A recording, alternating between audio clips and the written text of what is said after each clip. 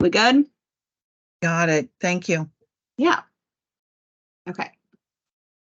So, to go over our caring communications goals, the um, the goal is making caring visible by incorporating skills, initiatives, and behaviors, serving internal and external customers at all levels in every interaction, creating a caring culture every day. So these are the tenets that we use when going through these various visibility modules that we hold every other month. And we are just trying to put all of these goals at the forefront when having caring communications out with our donors and our staff and other volunteers out at blood drives, just to make our interactions better and have us be the best versions of ourselves out at drives as possible.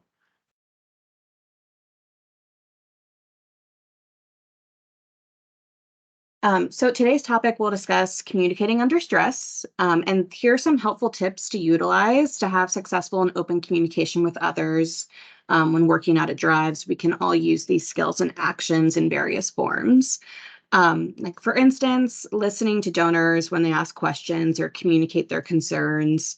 Um, Having friendliness, especially shown by collections team towards the blood donor ambassadors for their service at the drive, or blood donor ambassadors thanking the donors for their time and donation.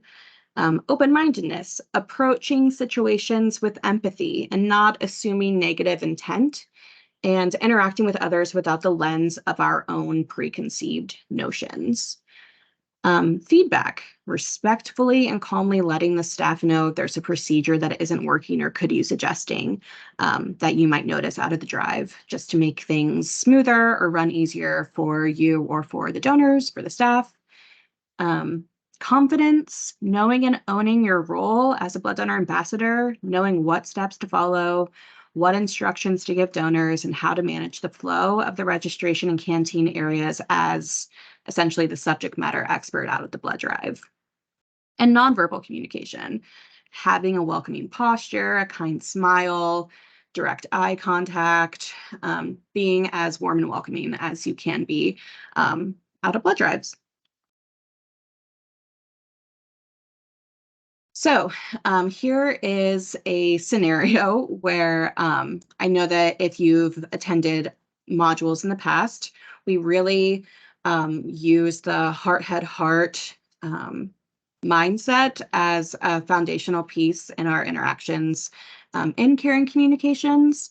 So, in this, we're changing the conversation, especially with walk-in donors. So this is a great opportunity to focus on when communicating under stress. I know that these situations can be stressful, but just keeping the heart, head, heart mindset at the forefront will be, I think, you know, a great method to make the situation run as smoothly as possible. So be mindful of the donor's time and effort to donate in order to take the conversation from good to great. So, for instance, if a same day time slot or appointments are not available for the donor, you can say, "Thank you for coming in today. I'm so sorry to share that our appointments are full for today. I'd love to get you to set up for an appointment soon, though. Do you have the blood donor app?" And then proceed to explain how they can find a nearby drive. If appointments are open later in the drive, you can say, "Thank you for coming in today. Unfortunately, we don't have any appointments available right now. I do have an appointment in 2 hours, though, and I'd be happy to show you how to sign up in the Red Cross app or website, or you can call 1-800 Red Cross to make the appointment." I know that these are like idealized versions of these interactions. Surely there will be other variables at play that might not make all of these interactions as clean cut as these examples. And I think just having this mindset of sandwiching some difficult information or having hard conversations with being kind and following it with empathy and then also kindness makes delivering hard news easier and more digestible to the other person, and it makes conflict low. It makes tensions less high. So this is really the method that we adopt at the Red Cross, especially in our care and communications modules. Heart, head, heart, can't go wrong there. What? Sorry.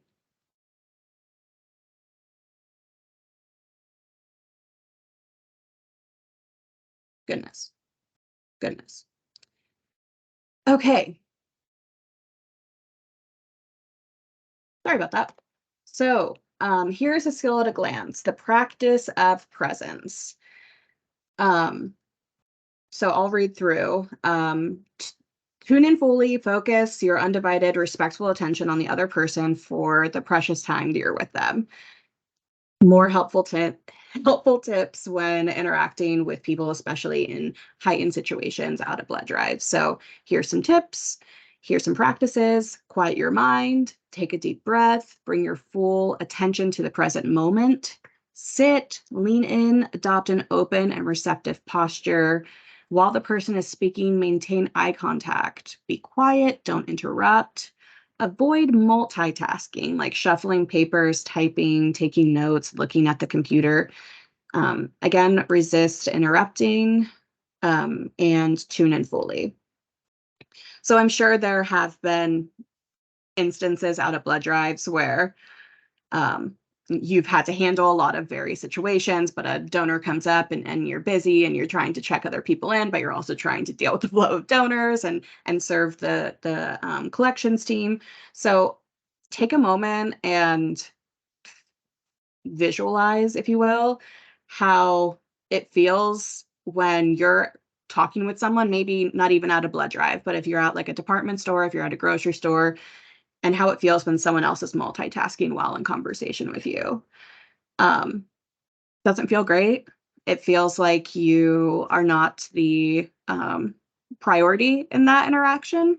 So best best way to serve the donor, especially in hard interactions, like where it would be a stressful situation, give them your full attention. Let them know that you're listening to them. Hear everything they have to say, and just try to have a positive attitude, stay tuned in, have a good posture, smile, maintain eye contact. Okay, so here are some everyday reminders of how to use reframing and positive reinforcement in everyday life. So, in a difficult situation, a sincere apology is often the best way to acknowledge and diffuse what is happening. Authentic appreciation will leave a lasting impact. Reframing a negative situation into a positive will change your outlook in the other person's. Positive interactions build trust, reduce anxiety, and build cooperation. So, using a blameless apology does not mean that you need to accept blame in any situation that you did not directly impact. It means simply that you can feel badly that someone has had an unfortunate experience. Acknowledge, have empathy.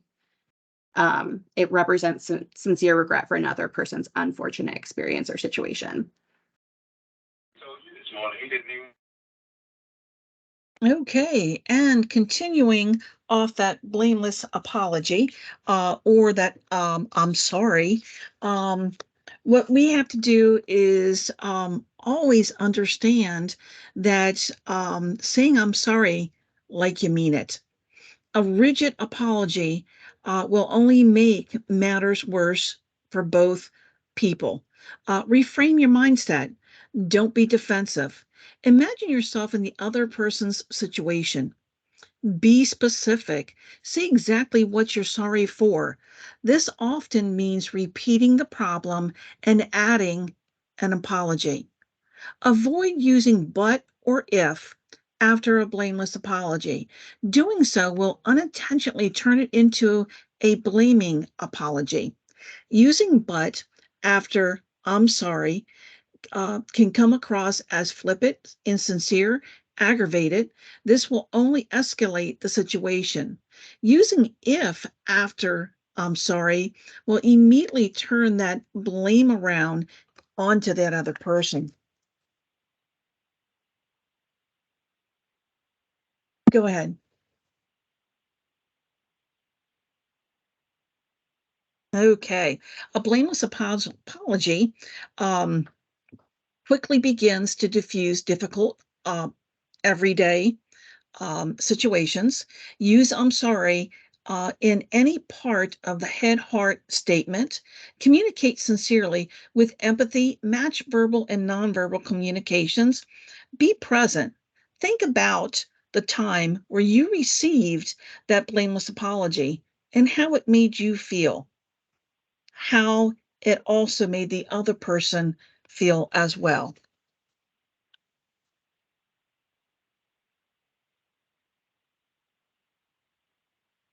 Balancing communication in a hard, excuse me, oh my gosh, heart, I'm always confusing those two, format will always allow the other person's emotions to be addressed first, which allows the conversation to get to the root of the issue quickly. Ending in a positive heart message leaves the other person with a sincere support, thus building cooperation, acceptance, and support. With this, remember to start off each tough conversation with a positive, add the head message, the facts, and then finish with the positive.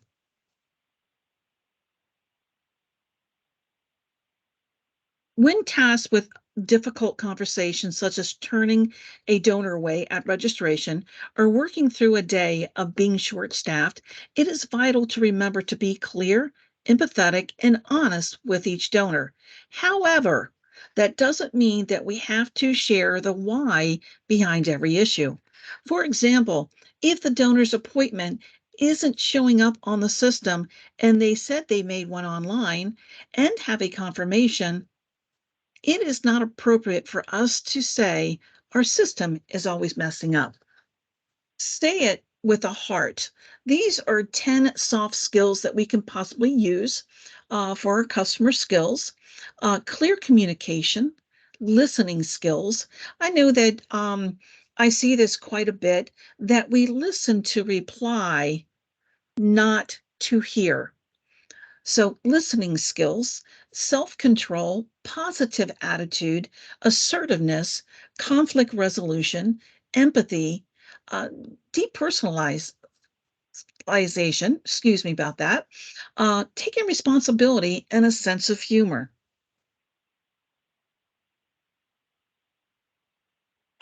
Also taking care of yourself.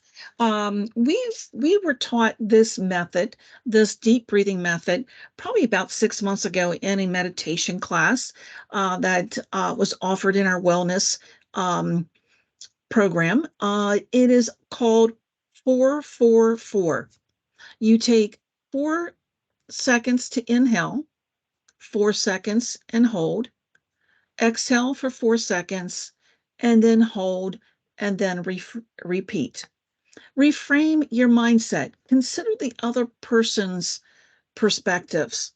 After a tough conversation, maybe you want to repeat both these steps.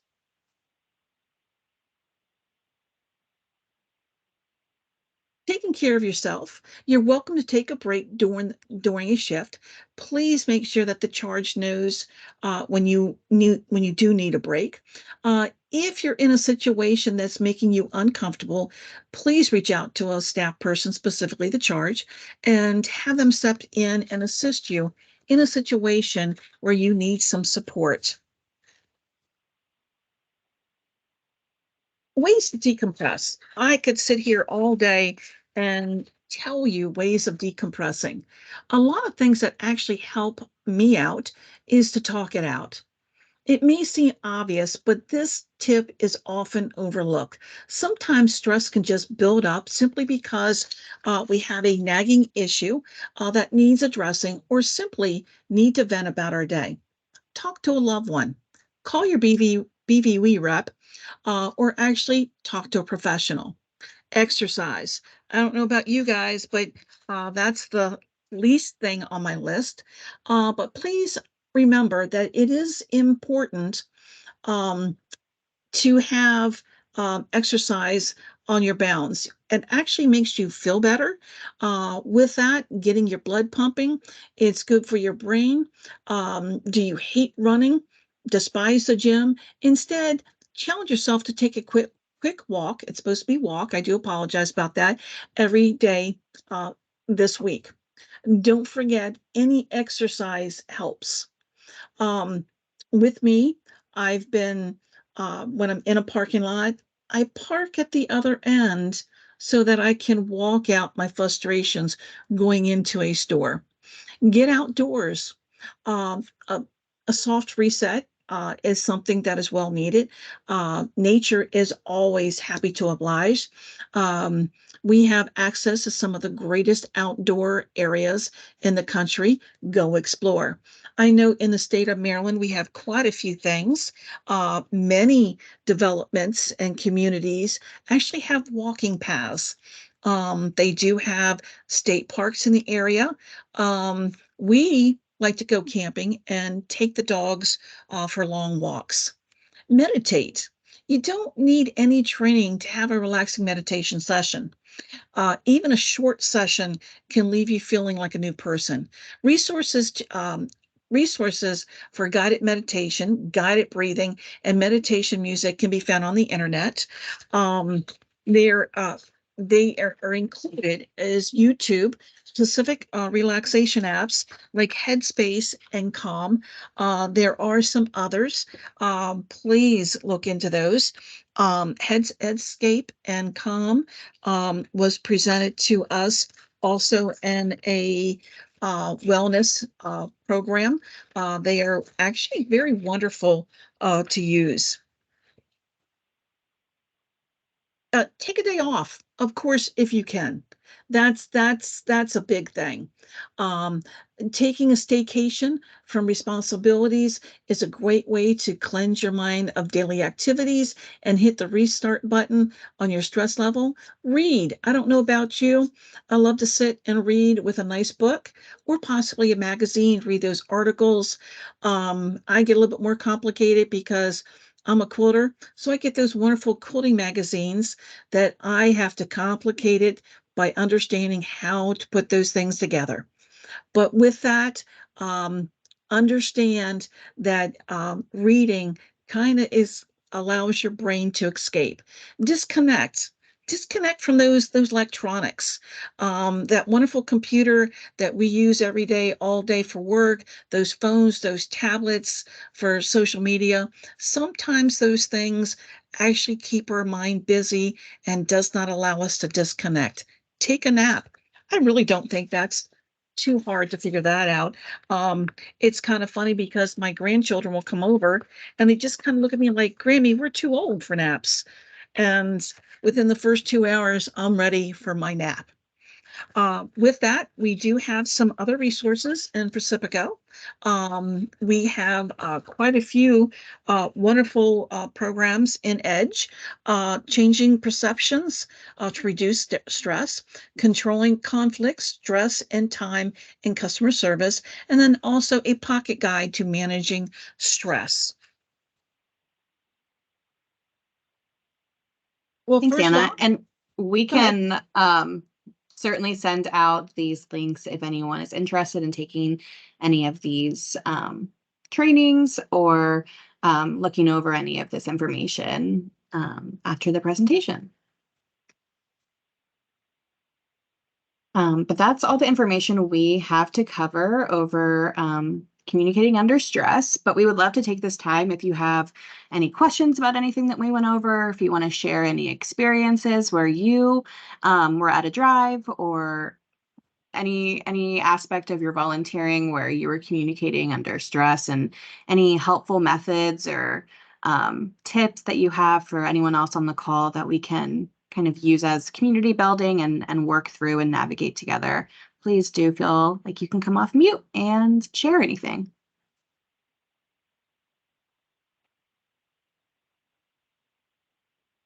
I'll bring up one thing. Can everyone hear me okay? Yeah. So I think the one thing to encourage everybody is that if you have an issue, you encounter an issue, I mean, speaking to Della, our coordinator, or speaking to the marketing coordinator, let them know what's going on, because, you know, different people, you know, you don't know. A lot of times when our staff comes to a drive, you know, unfortunately, they have been working for, you know, some 4 or 5 hours before they even get there. That thing, when we step on board as the volunteers, you know, we don't know what they've been through type thing, but if something goes awry, letting the coordinators know that stuff is something that's I found very helpful on the way to take action, because, you know, everybody should act like a team, regardless if you're an employee or you're a volunteer. You're all there for one purpose, and should have to coordinate professionally along the way. But something goes awry, contact those folks. What a great point. I love that you brought our mission back to the forefront. And kind of also, that is a great tip for when interacting with somebody out at a drive when it's a stressful situation, bringing that to the forefront. We're all here to serve the Red Cross mission. A donor is here to donate so that we can get life-saving blood out to people in need. The volunteers are there to support the staff so that we can collect blood to get it out to people in need. And of course, the staff is there because they believe in the mission, and they're you know, working towards serving the community, serving the donors so that we can meet our mission. So I love your group mentality as well.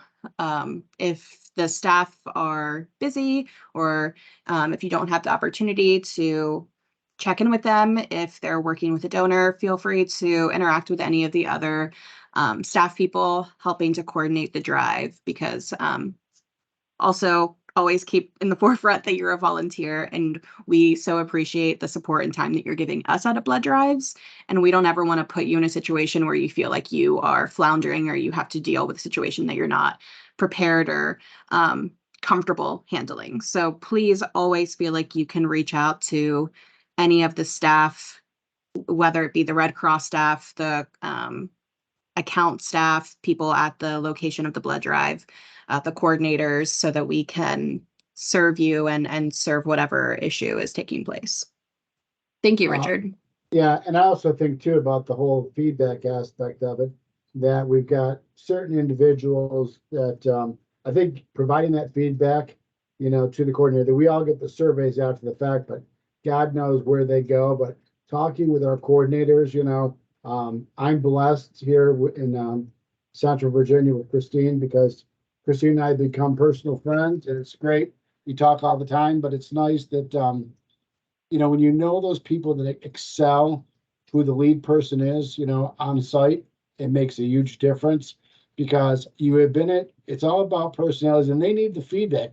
They need honest feedback, because assigning people to that lead role at a drive is, you know, they're not there. The people that are scheduling these things aren't necessarily there to know the staff that they have, and, you know, who plays nice and who does a great job organizing. Because I mean, again, the leadership at the drive makes all the difference in the world.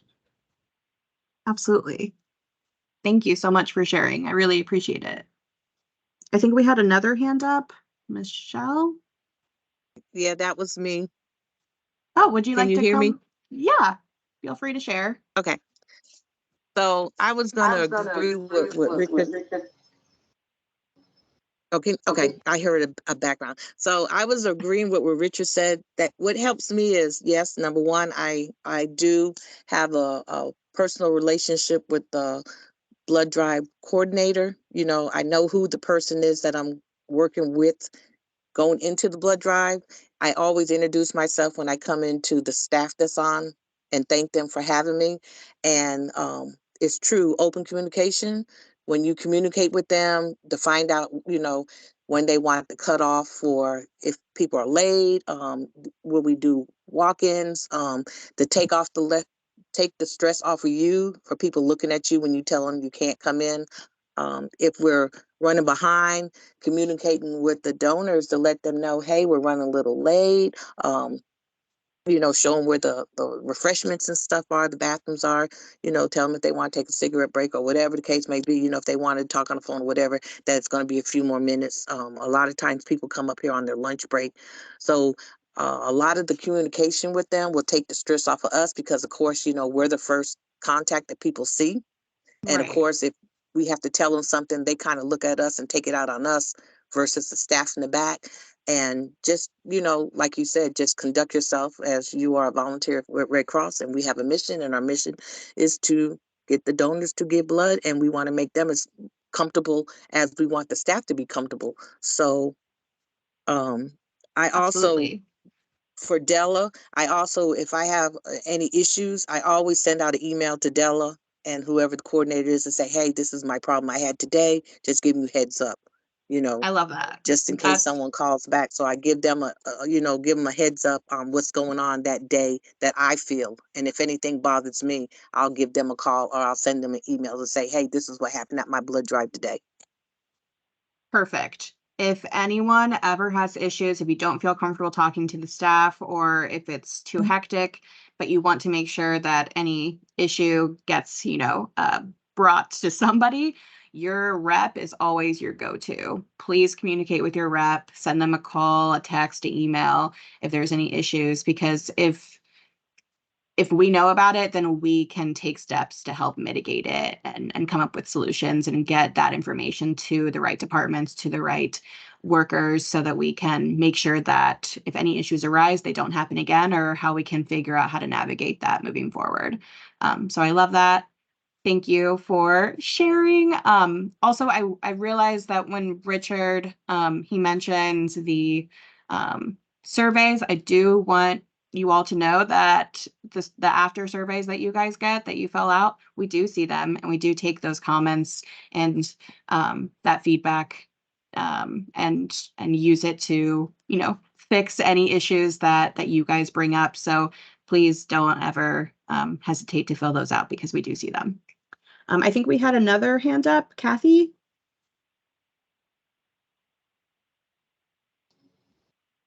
Kathy, are you talking? Oh, there we go. There you are. The mic was off and I didn't realize that. Okay, so I just wanted to reiterate, are you guys hearing the feedback that I'm hearing? I am hearing. Yes. If I you want have you a to cell phone on, you can turn it off.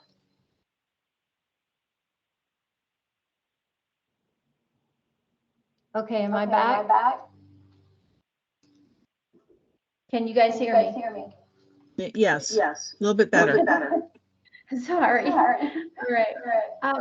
So I just wanted to reiterate something that was said, and that is how important it is to make relationships, build relationships with the Red Cross phlebotomists that are at the blood drive and at the fixed site. Every time I go in, I find out who's in charge that day.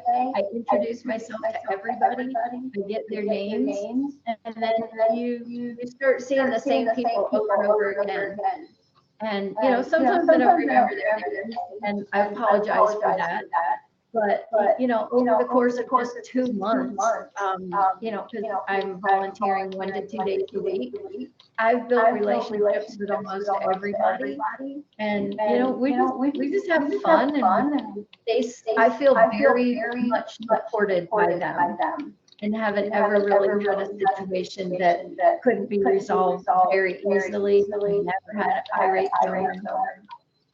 So I think just this whole concept of start with heart and treat people like that. It's just it solves almost every problem. I love that. Thank you so much, Kathy. And I love to hear that you have good relationships with the collections, the phlebotomist team out at the blood drives. I know a lot of volunteers are in a similar boat. You get to know the staff, especially as they continue to come to drives that you're working, and you build like camaraderie. And I know that when there's a volunteer there, especially one that they can like have good relationships with and rely on, and know that you're there to support them, it means the world to them, and it makes the blood drives run like amazingly better. So And another Thank thing you. I always do is when I find out who's in charge, I let them know if you need anything to be done, if you need somebody to run out to the car, if you need whatever, you need me to go quick down the street and pick you up some lunch, I'm your person who can do that. Recognizing, of course, if I'm gone for 20 minutes, somebody might have to help with the check-in. But sometimes that's just all they need is somebody to, just run a little errand for them or communicate with the representative from the location about something. Help them put up the signs, take the signs down. And, I just have found that when I stay busy, they're happier and I'm happier, and it just makes the whole thing go smoother. I clean off the beds every chance I can. If they're understaffed and need help. So I think that's the key part too, is just make sure you're letting them know that you're willing to do anything that will help them. Thank you, Kathy. I can tell that you really value your time at the blood drives, and you seem like a really great volunteer, and I'm sure the staff is so happy to see you when you're out of the blood drive. So I really appreciate the dedication that you give to us. Anybody else? Maxine, please feel free.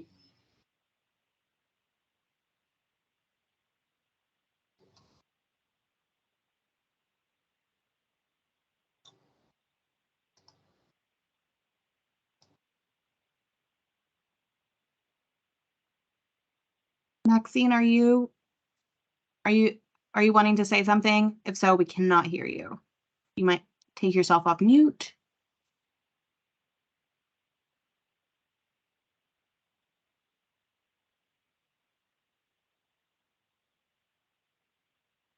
Or you can put in the chat if you have any feedback.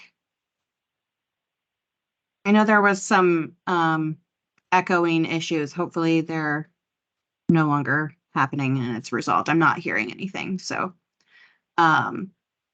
Maxine, I'm giving you another opportunity. Do you have a question that you want to come off mute and ask, or a comment?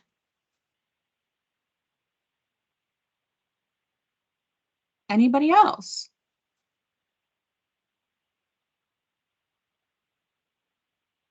Okay. All right. Awesome. I loved this conversation. I think that it was very productive, and I loved hearing the various interactions and experiences and tips that you all have out of blood drives to make it easier and more positive for you.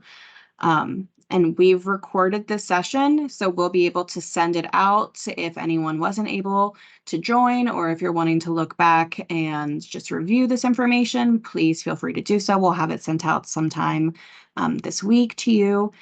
And I'm really thankful for all of you for joining. And we will have another Care and Communications module session presentation, I believe in October. So we will keep you posted on that date, and we will send out the invite and information so that you're able to join. Otherwise, if you have any other questions or comments that weren't able to be brought up here on this meeting, please get with your rep or feel free to send me or Anna an email, and we'd be happy to work through anything with you. Otherwise, great chatting with you all. Thank you all for coming, and I hope everybody has a great rest of your day. Thank you, guys. Thank you. Take care. Bye-bye. Bye-bye. Thank you, you too. Bye-bye.